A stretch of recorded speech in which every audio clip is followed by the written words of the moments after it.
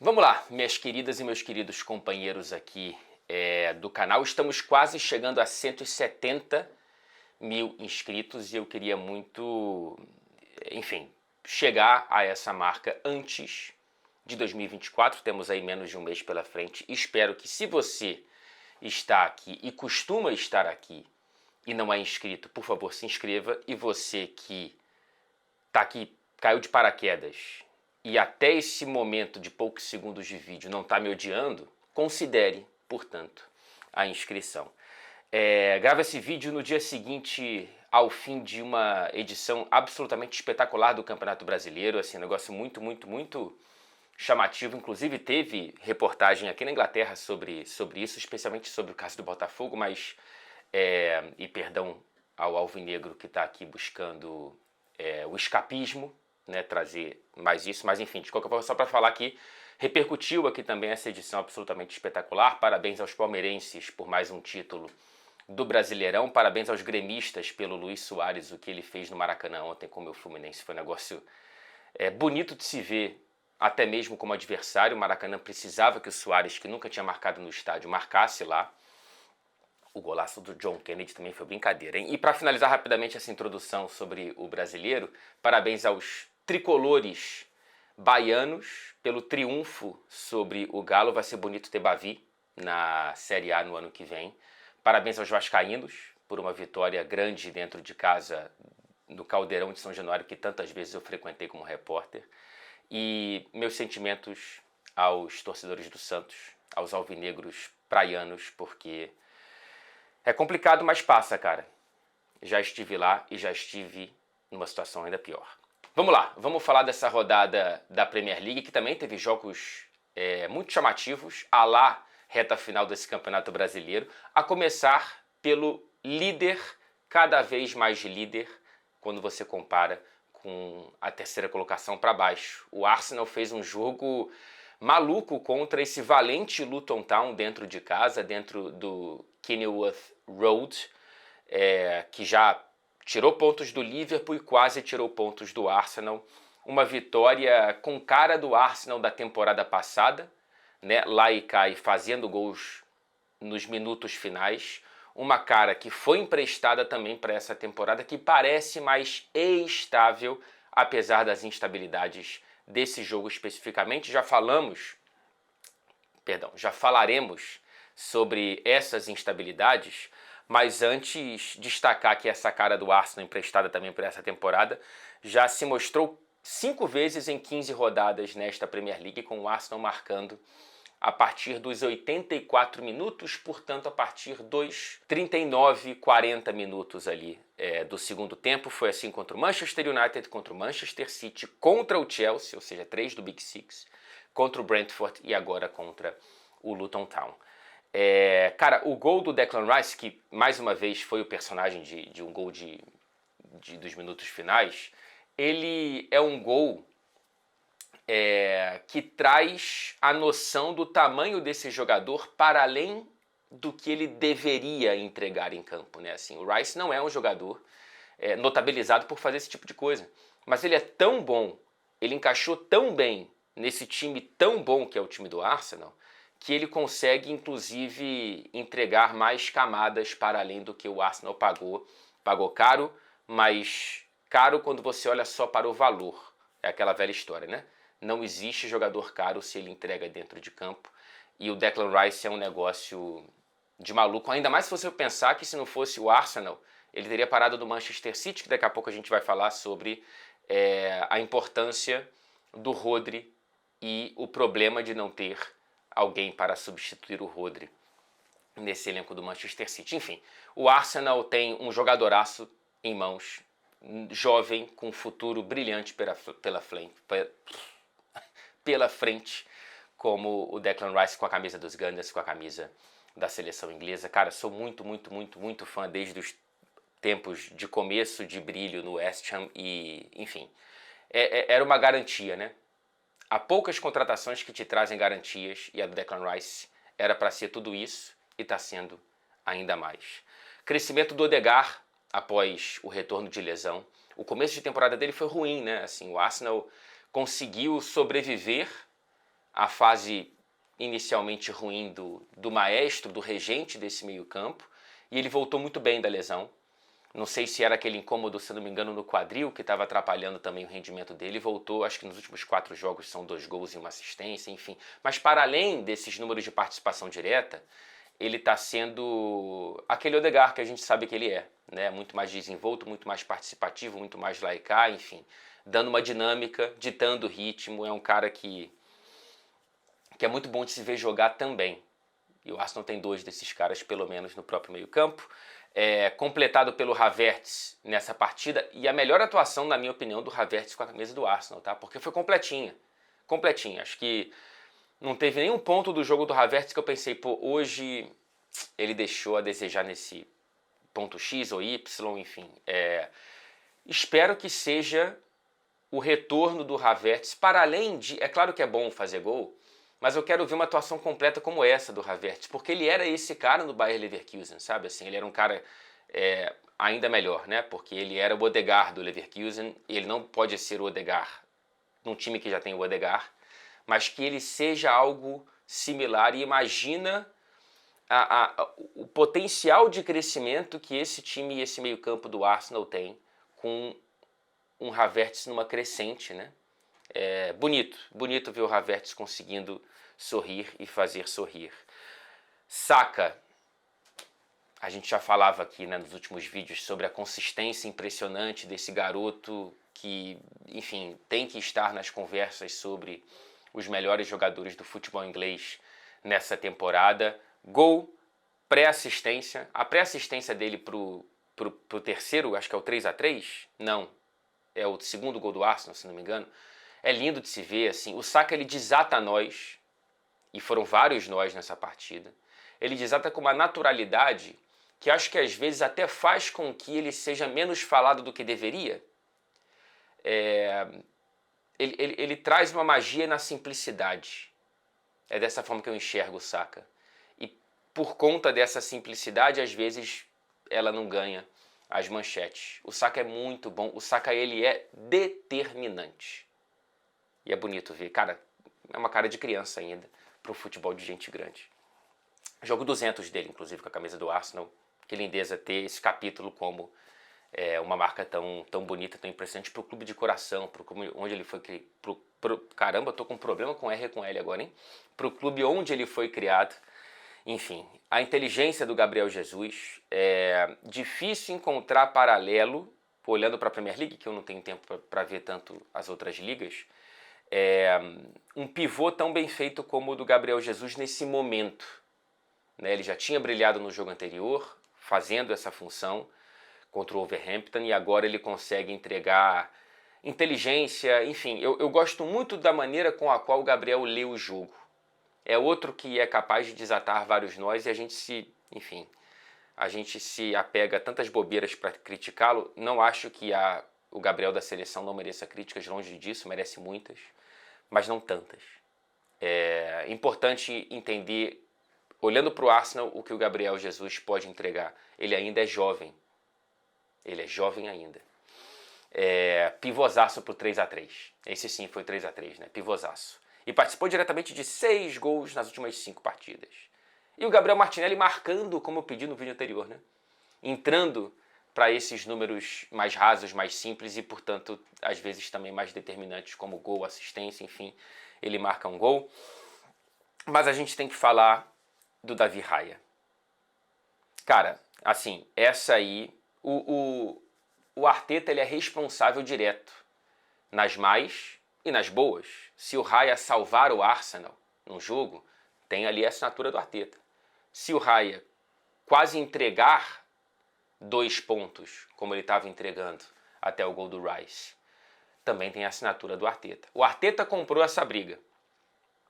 Então, meu amigo, que você abrace nas boas e nas más.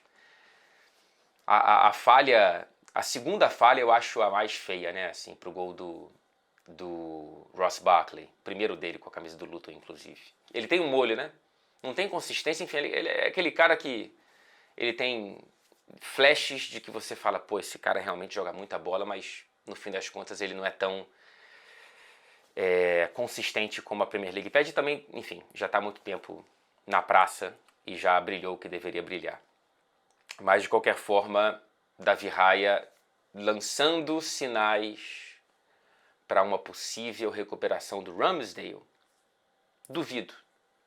O Arteta me parece ser um cara apaixonado pelas próprias decisões. Isso é muito bom, mas também pode ser muito ruim. A ver, viu? A ver. Pelo menos o Arsenal conseguiu fazer 3 pontos num jogo em que poderia ter feito apenas um.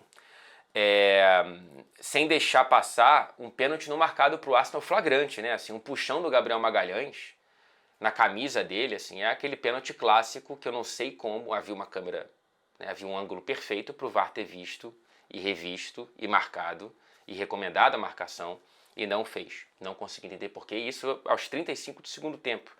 Esse nó poderia ter sido desatado antes pelo Arsenal. Sobre o Luton, primeira vez que marcou 3 gols num jogo de primeira divisão desde 1991, portanto, quando a Premier League não era nem Premier League, era campeonato inglês. É claro que não participou de tantas edições de lá para cá, acho que essa é a terceira desde então. Mas enfim, 3 gols marcados. E relembrando que esse estádio, esse caldeirãozinho, já tirou 2 pontos do Liverpool, quase tirou do Arsenal. E no fim de semana recebe o Manchester City. A ver, hein? Vamos ver. O Arsenal que mantém 2 pontos sobre o Liverpool. E abre 6 pontos do Manchester City. Vamos falar, portanto, do vice-líder, de uma atuação sensal desse Liverpool diante do Sheffield United. Mas, meus amigos, 3 pontos na bolsa, voltando para casa, são importantes ainda mais quando você não entrega uma atuação vistosa, completinha, bonita de se ver. E assim, tá longe de ser um problema porque tá longe de ser um padrão desse Liverpool. Né, assim, um Liverpool que tudo bem que tem alguns problemas, mas que não foram os problemas que se repetiram nessa partida contra o Sheffield United, pelo menos essa é a minha interpretação. Foi um Liverpool muito pouco criativo, com alguma segurança defensiva, e tem um problema sério agora, né, porque o Matip, ele inicialmente pensava-se que era um problema de médio para grave no joelho, e ontem o Klopp confirmou que ele rompeu o ligamento cruzado, coitado. Então não sei nem se o Matip volta a entrar em campo com a camisa do Liverpool na carreira. É o último ano de contrato dele, se eu não me engano, e enfim, já quase saiu na temporada passada. É uma pena, porque o Matip fazia um bom início de temporada, tá? Entre críticas e pedras jogadas, ele é um cara que volta e meia ele entrega consistência. Inclusive, tem um dado aqui bacana para trazer, já que eu entrei nesse assunto antes de falar dos pormenores da partida. A dupla Matip e Van Dijk perdeu apenas 5 de 72 jogos de Premier League como titular. É claro que o Van Dijk é a estrela da companhia, mas a gente sabe muito bem o quanto que um parceiro pouco confiável pode derrubar também o futebol do Van Dijk, que daqui a pouco falo sobre. Então, assim, uma pena que o Matip não vai poder entregar. Há algumas opções, mas não são muitas, né? Assim, vamos ter que confiar no Konaté. Confiar, que eu digo não tecnicamente, porque quando ele está bem fisicamente, ele é um dos melhores zagueiros do futebol inglês. Mas ele até agora não conseguiu 3 jogos seguidos como titular no Liverpool. Não entrega consistência física. Temos o Quansah, que é um garoto que dá bons sinais, muito jovem e, portanto, acho que não está pronto para receber uma vaga constante como titular. E também tem o Joe Gomes, que esse eu acho uma opção até pior do que o Quansah, tá? Acho que o Joe Gomes na esquerda ele consegue entregar um pouquinho melhor. Não sei, eu não tenho muita confiança no Joe Gomes. Então, assim, vamos esperar para ver se o Konaté consegue entregar, porque a dupla melhor possível do elenco do Liverpool, mesmo com o Matip disponível, é Konaté e Van Dijk. Mas o Konaté nunca conseguiu entregar essa consistência. E aí a gente teve 2 gols marcados pelo Liverpool que desataram esse jogo que parecia um pouco chato, né? O Sheffield United com um novo treinador, daqui a pouco a gente fala disso também. O primeiro, um gol do Van Dijk num lance de escanteio, que pouco tempo depois poderia ter tido um replay com o gol do Salah, né? O Sheffield United reclama de uma falta absolutamente inexistente no meio da área. Gol do Van Dijk, que passa por um início de temporada de recolocação entre os melhores zagueiros do futebol da Inglaterra. O início de temporada do Van Dijk é muito bom. O primeiro gol dele marcado na temporada não é sobre isso, é sobre o que ele tem feito como zagueiro e volta entre altos e baixos do sistema defensivo do Liverpool. Eu acho que ele é um dos poucos pilares ali de consistência nesse início de temporada. Assistência do Trent, né? Assistência do Alexander-Arnold, mais uma, né? São 2 gols e 2 assistências nos últimos 4 jogos. O Arnold, que tem um recorte muito interessante aqui, desde que ele estreou como profissional com a camisa do Liverpool, ele tem 75 assistências pelo Liverpool em todas as competições. Dentro desse recorte, olhando para os clubes da Premier League, apenas Kevin De Bruyne com 129 e Mohamed Salah com 80, 5, portanto, a mais do que o Trent apenas, tem mais assistências em todas as competições desde que o Arnold estreou como profissional. Não sei, hein? Esse futuro a curto, médio prazo dele, dando passos cada vez mais definitivos no meio-campo, podem fazer com que ele ultrapasse o Salah e se aproxime do Kevin De Bruyne nesse recorte. Aí a gente teve o 2-0 no lance de assistência do Darwin, né? Mais um lance que coloca o Darwin, que consegue resumir o Darwin em poucos segundos. Ele erra um passe fácil, recupera, porque ele tem isso dentro dele, e aí dá um bom passe para o Szoboszlai, que teve uma dificuldade próxima de negativa, né? Para conseguir fazer o 2-0. Impressionante quanto que ele tem essa facilidade para fazer gols. O Dominic Szoboszlai que faz 2-0 para o Liverpool. Vitória importante, não só pela atuação, que repito, não foi brilhante, mas porque mantém os 2 pontos de distância para o Arsenal e abre 4 pontos do Manchester City. E é óbvio que eu vou usar o Manchester City como referência o tempo todo aqui, ainda mais nessa fase esquisita do City, porque é o atual tricampeão. É aquele cara que você tem que, amigo, abrir a gordura que você puder quando começar a dar mole, porque a gente sabe do que esse Manchester City é capaz.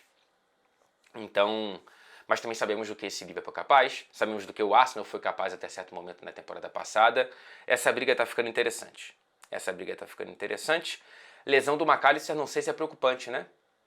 Ele sai machucado. Acho que é mais pancada do que qualquer coisa. Vamos esperar para ver. Detalhes sobre o Sheffield United, que demitiu o Paul Heckingbottom, que foi provavelmente ser treinador do time de quadribol da Grifinória. E voltou o Chris Wilder, que é o cara que tinha dado o capítulo mais feliz da história recente do Sheffield United antes desse acesso mais recente. Ele tinha chegado em 2016 e conseguiu colocar o time de volta à Premier League, subiu da 3ª para a 1ª divisão.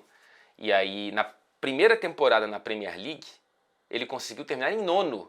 Lembro bem desse Sheffield United chato de vencer, ainda mais em Sheffield. Mas na temporada seguinte fez o pior início de temporada de qualquer time na era Premier League, até o atual Sheffield United. E aí Chris Wilder resistiu 28 jogos, se não me engano, e caiu, e agora está de volta. Vamos ver. Foi o primeira troca de treinador, tá? Primeiro treinador demitido, o Heckingbottom, dessa Premier League. A essa altura, na temporada passada, 6 treinadores já tinham sido demitidos. Agora, meus amigos, a gente vai com uma reportagem especial, hein? Diretamente do estádio Old Trafford. É com você. Muito obrigado, Fred. Falando diretamente aqui do estádio Old Trafford. Que piada horrorosa, hein? Eu peço até desculpa, né? Fico até meio constrangido comigo mesmo de te obrigar a assistir isso aqui. Inclusive, se você já tiver saído, eu não te julgo, né? Depois desse papelão que eu fiz aqui. E se vier o dislike junto, eu inclusive apoio, tá? Que esse vídeo bata o recorde de dislikes por conta dessa tentativa de ser engraçadinho, né? Enfim, falando primeiro do jogo aqui de Old Trafford, para depois falar do jogo do outro time de Manchester, porque graças a um companheiro de tribuna de imprensa super generoso, eu consegui assistir também de maneira concomitante a partida entre Aston Villa e Manchester City numa segunda tela, né? A primeira tela era aqui o Old Trafford e a segunda tela era de fato uma tela assistindo a transmissão aqui na Inglaterra da Amazon dessa partida do Manchester City. Mas enfim, falando dessa vitória do Manchester United, cara, para começo de conversa, na minha opinião, a melhor atuação do Manchester United, com alguma distância a qualquer outra, aqui em Old Trafford nessa temporada, viu? Com alguma distância. Não que tenha sido uma atuação perfeita. Longe disso, inclusive. Acho que assim, o primeiro tempo, inclusive, foi muito caótico. O primeiro tempo foi um negócio muito doido. Assim. Parecia algo muito mais próximo a um gol a gol do que a um futebol do nível Premier League, porque é impressionante o quanto que cada time chegava facilmente na área do adversário e permitia que o adversário chegasse à própria área. Teve um momento em que o Manchester United perde um gol com duas chances para o McTominay, que surge sozinho entre os dois zagueiros do Chelsea e cabeceia nos pés do Sanches, que dá rebote para o próprio McTominay, que perde o rebote também, e no contra-ataque o Chelsea consegue colocar o Jackson cara a cara com o Onana, que abafa bem e evita o gol do Chelsea. Se fosse só isso, ok, isso acontece em vários jogos, né? Mas essa foi a tônica do primeiro tempo. Foi um negócio muito divertido, né? Mas ao mesmo tempo teve tanta chance que em certo momento você pensa, cara, peraí, assim, tá legal isso aqui, mas tenhamos um pouco de pausa, tenhamos um pouco de eficiência defensiva e tenhamos um pouco de meio campo. A minha impressão é que o primeiro tempo, o mapa de calor foi registrado como a temperatura de Manchester nessa noite, 0 no setor do meio campo, porque estava apenas uma passagem de uma área para outra, um negócio louco.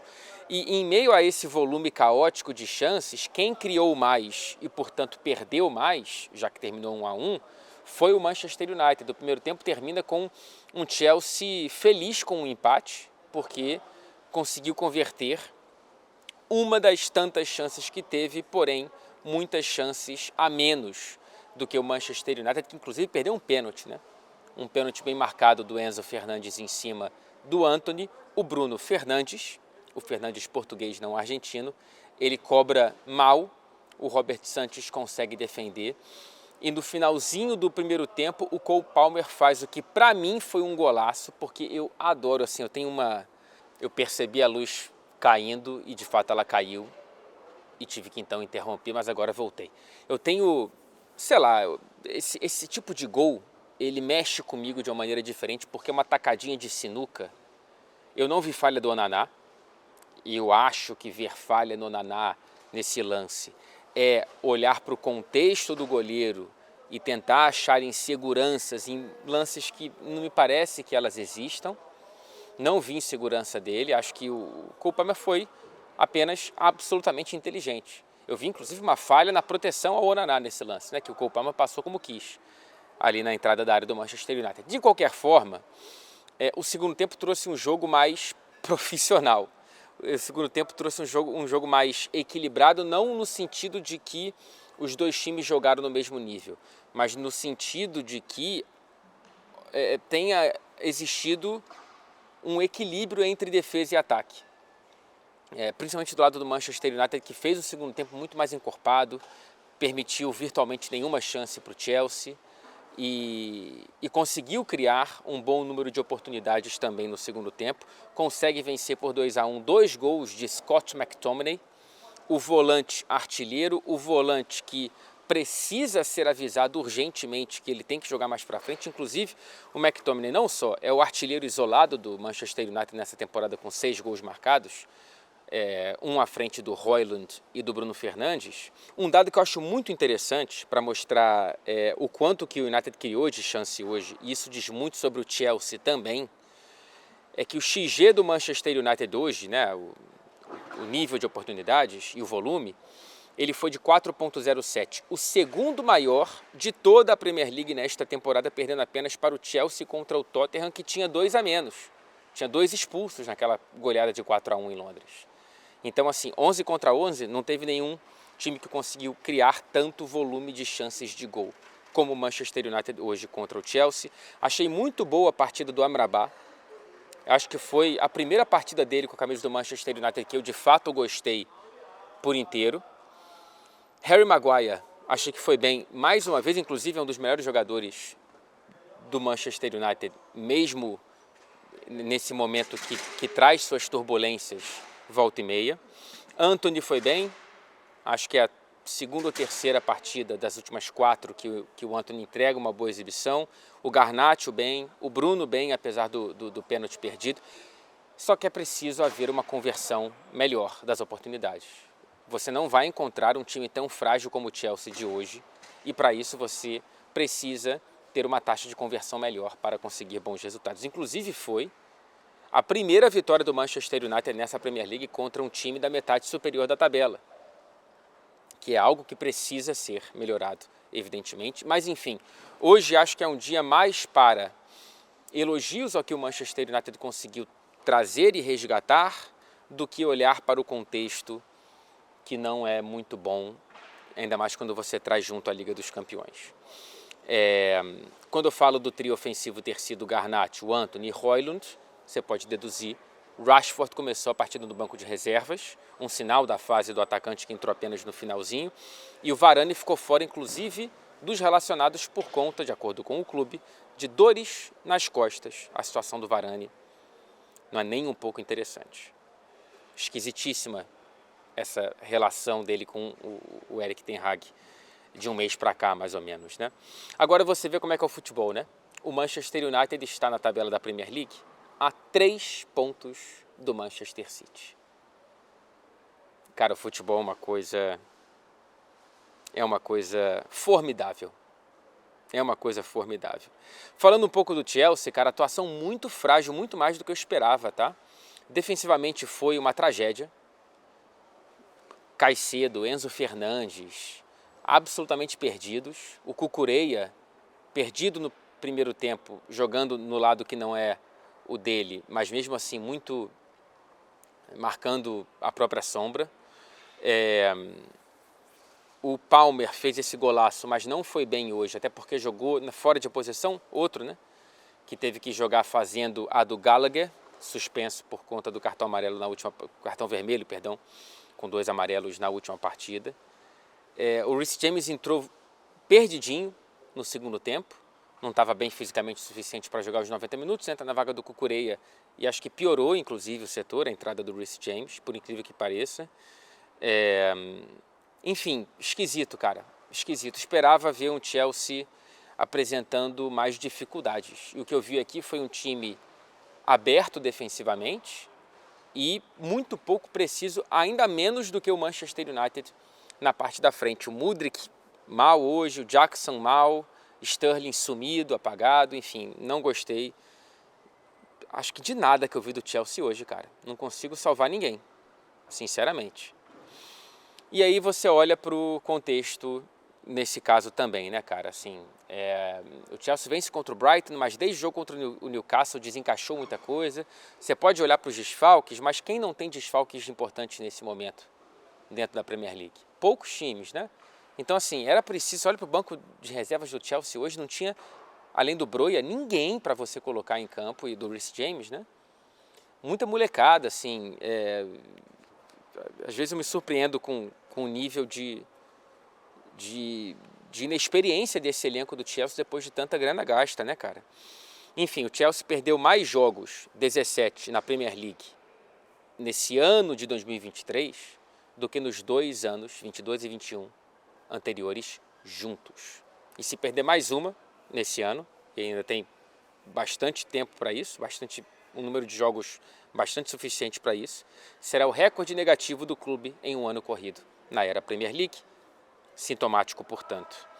E um detalhe final, o Manchester United não perde para o Chelsea aqui em Old Trafford desde 2013. 10 anos, cara. Quando ainda estava com o Sir Alex Ferguson no comando, perdeu por 1-0 com um gol contra de Phil Jones. De lá para cá são agora 11 jogos, 5 vitórias e 6 empates. O detalhe é que há um jogador em comum, ainda existente no futebol e no Manchester United daquele jogo para cá, que é o Johnny Evans, Na época foi titular e hoje voltou ao banco de reservas depois de uma recuperação de lesão. Zagueiro que aos olhos do Ten Hag está à frente do Varane.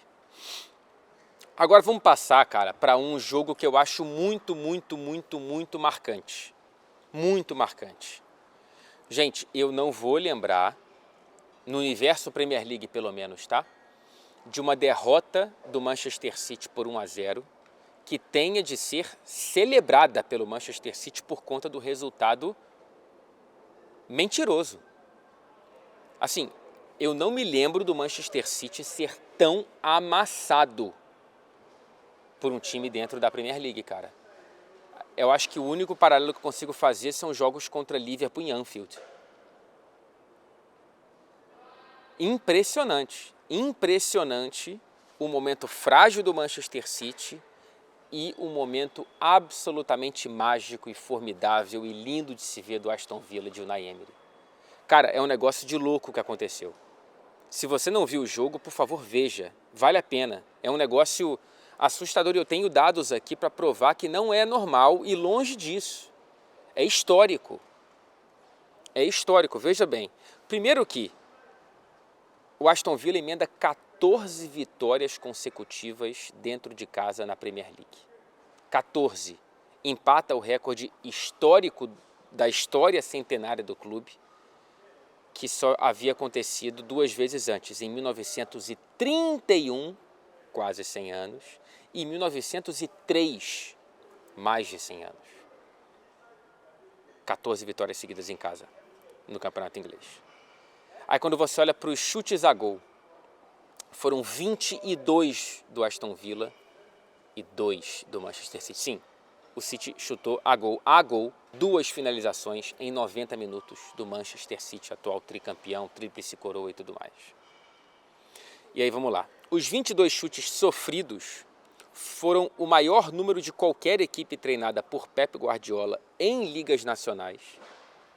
E os 2 chutes dados foram o menor número de qualquer equipe treinada por Guardiola em ligas nacionais. Na carreira do Guardiola como treinador, tá? Então é um número duplamente chocante e maior do que as 534 partidas anteriores dentro desse contexto na carreira do Guardiola como treinador. É um negócio muito grande, gente. É um negócio muito sério que o Aston Villa do Unai Emery fez hoje com o City do Pep Guardiola. E ambos os chutes do Manchester City foram no mesmo lance aos 11 minutos do primeiro tempo. E dos 11 minutos adiante, o XG, que eu já expliquei aqui, do Manchester City foi 0. Cara, é um vareio, é um passeio. 1-0 é absolutamente mentiroso. E para você ver, 1-0 veio num chute desviado.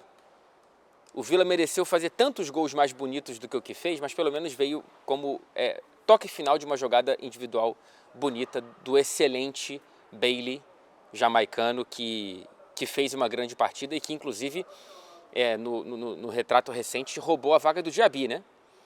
Que foi contratado, começou muito bem, mas que nesse momento está atrás e a gente entende por que o Unai Emery fez essa tática, escutando o campo, escutando os treinamentos. Cara, tá voando o toque de Midas do Unai Emery no Aston Villa, que aliás, último dado, roubou a posse do Manchester City no terço final 13 vezes, algo que nunca havia acontecido na era Guardiola dentro da Premier League. Cara, e se você ficar buscando, vai ter mais, porque para toda a estatística, para toda a perspectiva que você olha dessa partida, você vê um atropelo do Aston Villa. Atuações mágicas de Douglas Luiz, poderia ter feito um gol de cabeça no primeiro tempo, a bola saiu, gol bem anulado. Poderia ter feito um golaço no segundo tempo, chute na trave. Fora o que ele roubou de bola, o Camará, o que roubou de bola, o John McGinn, perdeu o gol, sim, é verdade, mas ele jogou demais. Botou no bolso tudo que ele viu pela frente com a camisa do Manchester City na partida, cara. E já falei do Bailey aqui. Assim, Dibu Martínez, quando exigido, foi maravilhosamente bem, inclusive 2 defesas cara a cara com o Haaland, nesse mesmo lance que eu falei aos 11 minutos do primeiro tempo. Primeira vitória de Unai Emery sobre Pep Guardiola na carreira. primeira vitória. Eu fico muito feliz, cara, com o que o Unai Emery está vivendo. É claro que, enfim, né, vamos ver o que vai terminar, como que vai terminar, pelo que vai brigar, o que vai conquistar. Mas eu sou muito adepto de curtir a jornada, né? Quem acompanha o canal aqui sabe. E essa jornada do Aston Villa é um negócio lindo de se ver, cara. O Unai Emery, que 4 anos atrás era demitido do Arsenal, feito de piada aqui pelos ingleses, sabe? Com o sotaque dele falando inglês, inclusive, que eu acho uma coisa muito pobre. É muito bonito ver essa volta por cima do Unai Emery no cenário da Premier League, né? Porque o Unai Emery já é um treinador grande. Um cara que é tricampeão da Europa League não é qualquer coisa, né? E, enfim, é bonito ele conseguir trazer o potencial que estava guardado e que eu conseguia também enxergar nesse elenco do Aston Villa, não tanto assim, né?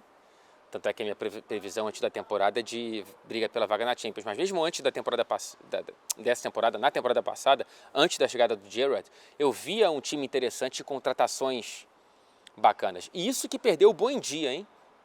No início da temporada, infelizmente machucou o joelho. Vamos ver quando é que ele volta e como que ele volta. Muito bonito, cara. O Aston Villa que está agora 2 pontos à frente do Manchester City, gente.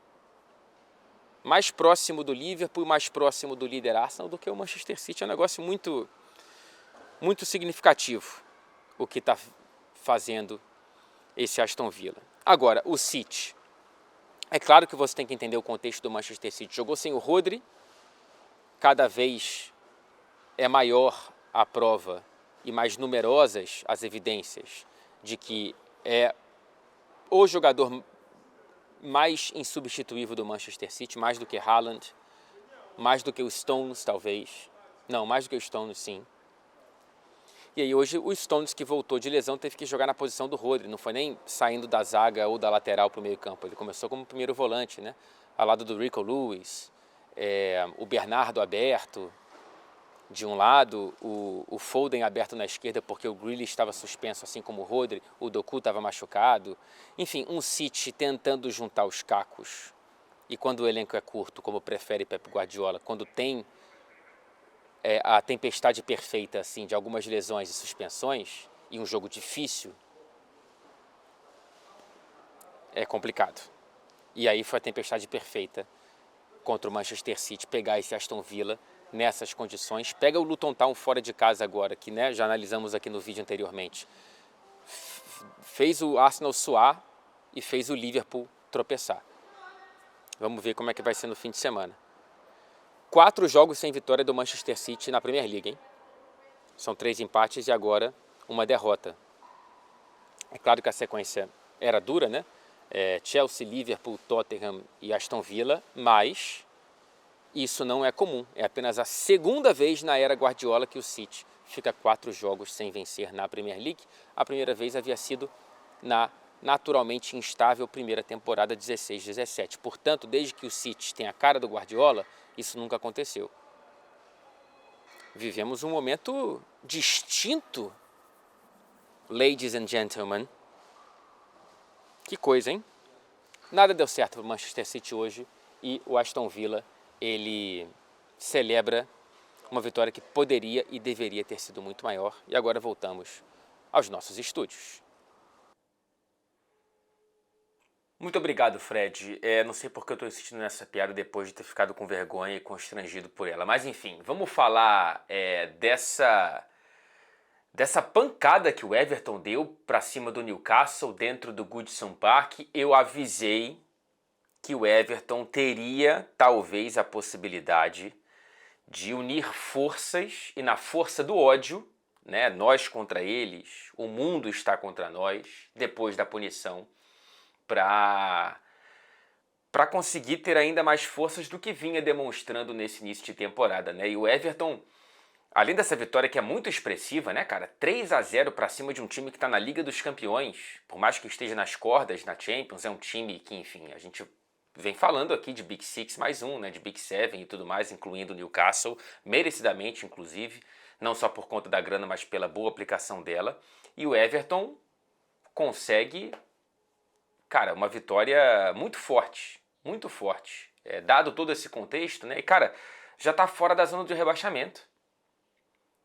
3 jogos depois da punição, o Everton, que foi afundado lá para vice-lanterna, já está uma posição à frente, acima da zona de rebaixamento aberta pelo Luton Town, que tem 9 pontos, o Everton tem 10, teria, portanto, 20 se, né, na terra do se, o Everton teria 20 pontos, estaria à frente, por exemplo, do Chelsea, que tem 19.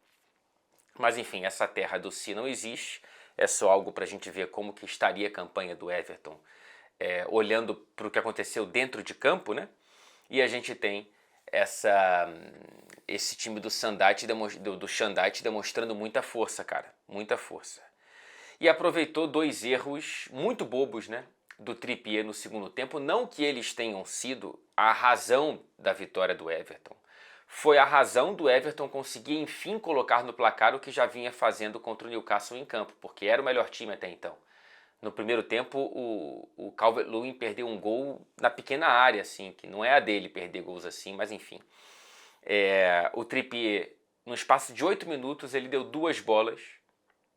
A primeira para o McNeil abrir o placar num bonito chute, ele que já tinha feito o gol da vitória contra o Forest na temporada passada. Eu chamei ele de O'Neill no vídeo passado porque eu estava com Gary O'Neill do Wolverhampton na cabeça, mas enfim.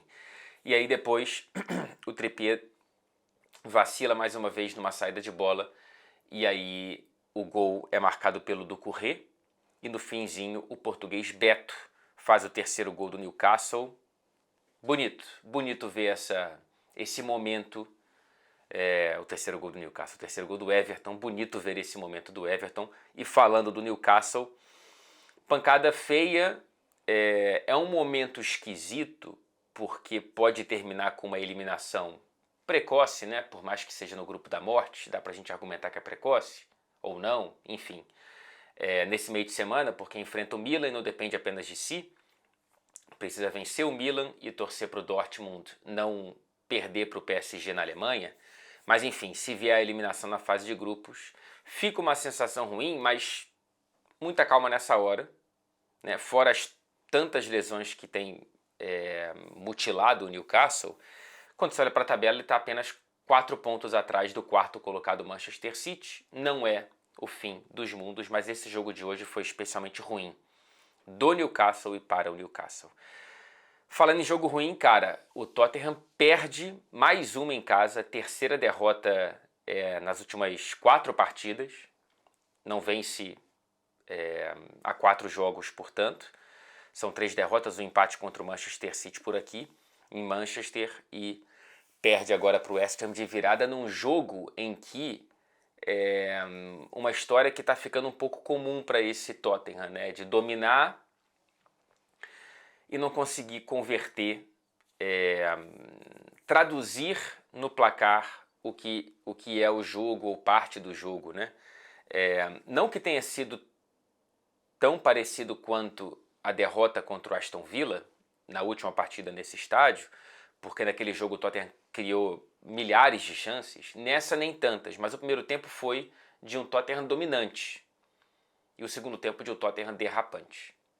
Começou a dar campo, a dar espaço, a dar oportunidade de contra-ataque para esse West Ham, que é mortal, né, cara? Mortal.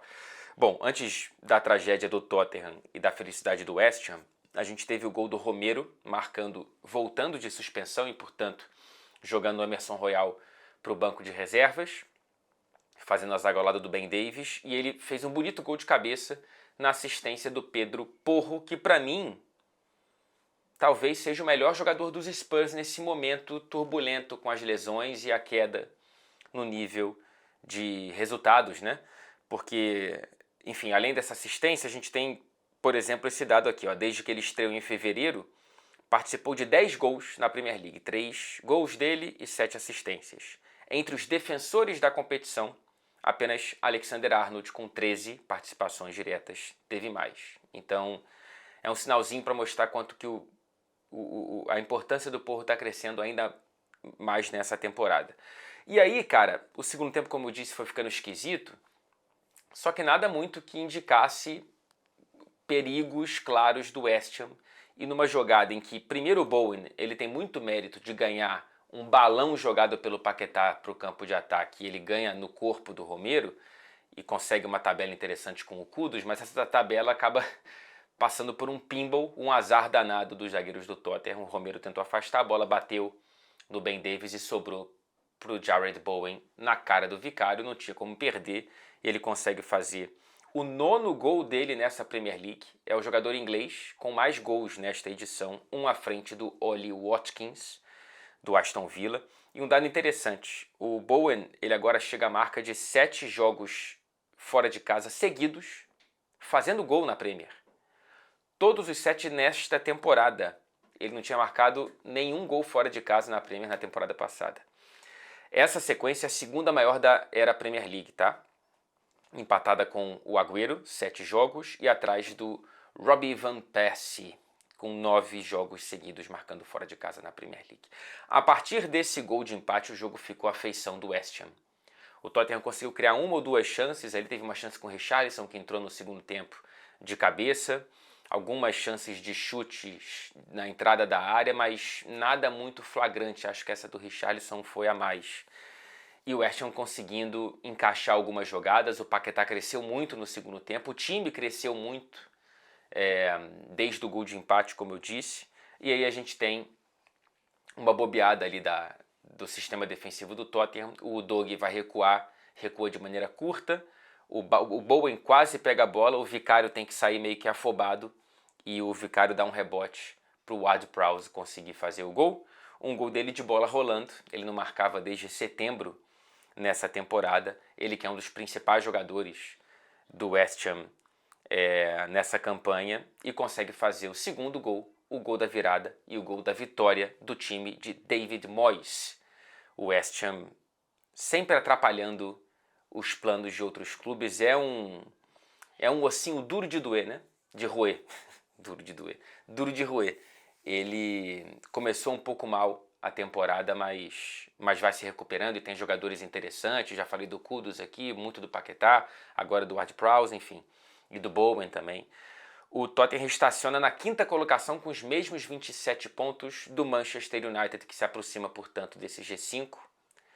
Não sei, viu? Se United e Newcastle caírem de maneira precoce na fase de grupos da Liga dos Campeões, isso pode atrapalhar bastante a Inglaterra, os planos da Premier League de ter uma vaga extra para a próxima Champions. Isso é papo para outro vídeo que será feito aqui nesse canal para explicar a distribuição de 2 das 4 novas vagas para a nova Liga dos Campeões. Finalizando aqui com as curtinhas, né? Palpites não, né?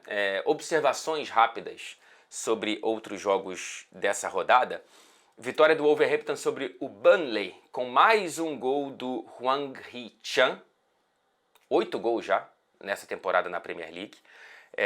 O Wolverhampton sobrevivendo a mais uma ausência do Pedro Neto e sobrevivendo ao destino que já parecia pré-traçado, né? Quando o Lopetegui ele abandona os Wolves muito pouco antes da estreia do time na Premier League por conta de desavenças com a diretoria, que prometeu reforços, mas passa por uma crise financeira e não conseguiu entregar nenhum.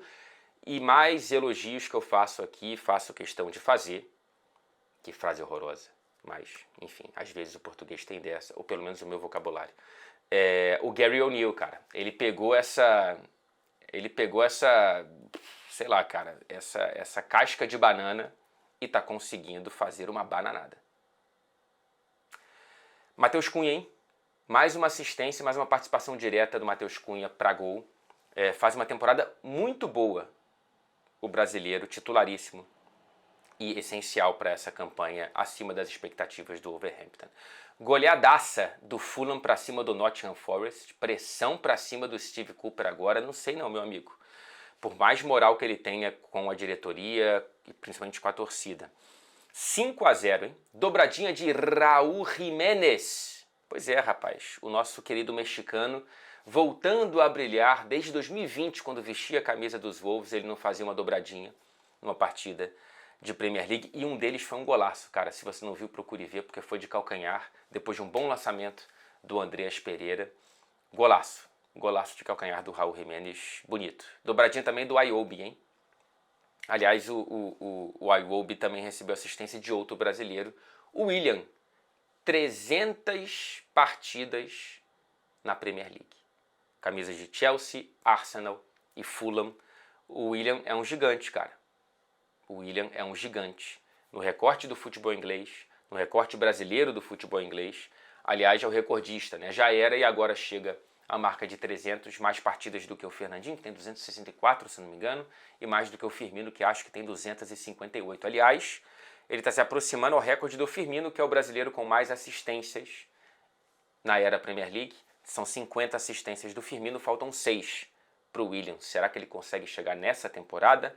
Algo para a gente esperar e ver. Falando em assistências, foram 2 registradas pela Premier League para Andreas Pereira, inclusive eleito o melhor em campo. Ele meteu também uma bola na trave numa cobrança de falta belíssima de longe no primeiro tempo. Vai muito bem mais uma vez o Andreas Pereira. Era para ter 3 assistências, né? Essa bola que eu falei que ele deu para o Raul, que fez um golaço, ela não conta porque ela desvia no zagueiro no meio do caminho. Acho que nisso, tecnicamente, cria-se outra jogada, mas eu acho uma bobeira. Olhando o futebol de maneira mais, mais real do que técnica, o Andreas deveria ter saído com 3 assistências. E um ponto ruim para o Forest, além do 5-0, é que foi a primeira titularidade da zaga brasileira. O Murilo recebeu a companhia do Felipe, que só tinha um jogo até aqui nessa temporada com questões físicas, voltou com a faixa de capitão e infelizmente a gente teve esse 5-0 contra o Nottingham Forest. Passando para o Brighton, que venceu o Brentford no duelo dos donos que forjaram as próprias carreiras no mundo das apostas esportivas. Há uma rivalidade muito grande entre eles, inclusive. 2-1 vitória do Brighton dentro de casa. 2 brasileiros titulares, o João Pedro e o Igor Júlio, 2 que eu venho elogiando constantemente aqui. O Brentford ele abre o placar com o Mbeumo de pênalti, cobrança bonita, assim, com classe, me lembrou do John Arias no Maracanã ontem. Duplo-duplo, hein, na Premier League no ano de 2023 para o Mbeumo, portanto 2 dígitos de gols, 2 dígitos de assistências, mas infelizmente saiu com uma torção no tornozelo, torcendo para que não seja nada demais com o Mbeumo, que vem sendo o grande protagonista dentro de campo do Brentford nessa temporada. E aí, cara, o Brighton nos traz a repetição da própria história, né? Um museu de velhas novidades, porém, numa luz positiva. Tivemos mais um jovem surgindo, entre aspas, do nada e sendo decisivo, fazendo, portanto, o gol da vitória, inclusive. O Jack Hanselwood, meia de 18 anos, que vem da base do clube, aliás, vem de uma família. O pai jogou pelo Brighton, o avô jogou e treinou o Brighton. Ele tem, acho que, 2 primos que também jogam profissionalmente. Enfim, a família respira futebol e ele fez o primeiro gol dele na carreira dentro da Premier League, no que foi o 5º jogo dele na competição, o primeiro dentro de casa, no Amex Stadium. Cara, e o Brighton tem esse perfil, né? Assim, de colocar a molecada em campo, às vezes da própria base, muitas vezes de outras nacionalidades e de outras ligas, trazendo antes de todo mundo prestar atenção. E tem um dado legal para ilustrar isso. São 18 gols marcados por adolescentes pelo Brighton na Premier League no ano de 2023. O maior número desde o Liverpool, que marcou 25 gols com adolescentes no ano de 1998. Acho que, eu não tive tempo de pesquisar a fundo, o número de adolescentes do Brighton é muito maior porque aquele Liverpool tinha uma concentração muito grande no garoto, que acho que você conhece, já ouviu falar, chamado Michael Owen, que tinha entre 17 e 18 anos naquele ano e fez 46 gols em todas as competições nessas 2 temporadas que passaram por 98, 97, 98, 98, 99. Enfim, não foi bola de ouro à toa, apesar de podemos debater aí se merecia em comparação à concorrência, mas era um jogadoraço. Vitória do Bournemouth mais uma vez, hein? Agora fora de casa para cima do Crystal Palace. Olho nesse time do Iraola. Que bom que o Iraola resistiu, que bom que a diretoria e a gestão nova do Bournemouth tiveram paciência com esse início muito ruim dos cherries, das cerejinhas. Terceira vitória nos últimos 4 jogos para esse time do Bournemouth e poderia ter feito 4-4 se não fosse o milagroso empate no último minuto do Aston Villa na última rodada. O Bournemouth merecia ter vencido aquele jogo e mereceu vencer essa partida contra o Crystal Palace. Esse Bournemouth capitaneado pelo brasileiro Neto, né? O goleiro de 34 anos, revelado pelo Atlético Paranaense, com passagens por Juventus, Fiorentina, Valência, Barcelona, enfim. Uma das constâncias desse Bournemouth já há algumas temporadas. Esse time que agora empata em número de pontos com o Crystal Palace, que passa por um momento azedo. Uma relação esquisita da torcida que vaiou muito o fim da partida. Também não ajudou a tomar um gol, o segundo, no último lance do jogo. Mas vaiou muito o Crystal Palace de Roy Hodgson, o imorrível Roy Hodgson, que mandou uma mensagem esquisita assim, para a torcida e falou: olha, essa torcida se acostumou a ser mimada nos últimos tempos. Por mais que ele tenha um ponto de razão, que enfim, o Palace, pela grana que tem, vinha entregando campanhas talvez acima do que, entre aspas, deveria, mas não se fala isso, acho eu.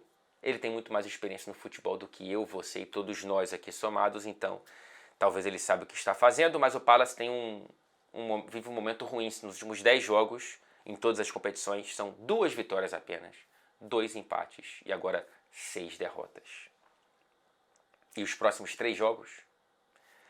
Liverpool, Manchester City e Brighton. Sei não, hein? Sei não. Será que o Roy, ele vai passar o Natal no Crystal Palace? É isso, minha gente. Obrigado mais uma vez. Eu sei que esses vídeos estão sendo longos, mas eu estou tentando pelo menos colocar na descrição o tempo, né, de cada tema. Isso separa na barra de rolagem, né? Então, pelo menos eu espero que eu esteja facilitando a vida de quem vem aqui sem paciência ou sem tempo para ver o vídeo todo. Mas é que eu acho que tem tanta coisa para falar que é bom falar. E se você não quiser escutar tudo, vai direto no jogo ou nos jogos que você tiver mais interessado. Não vai ter vídeo nesse fim de semana, tá? Não vai ter vídeo porque eu estarei provavelmente com uma gravata na cabeça em cima de uma mesa, sambando na frente dos ingleses num casamento de um casal de amigos meus aqui. Vou passar então um fim de semana de folga e vendo muito pouco futebol. Por isso não venho aqui fazer vídeo de orelhada, né? Prefiro fazer quando eu vejo, que é quase sempre, mas não sempre. Não porque nem sempre, como diria o glorioso e maravilhoso Rodrigo Amarante. Beijo pra vocês.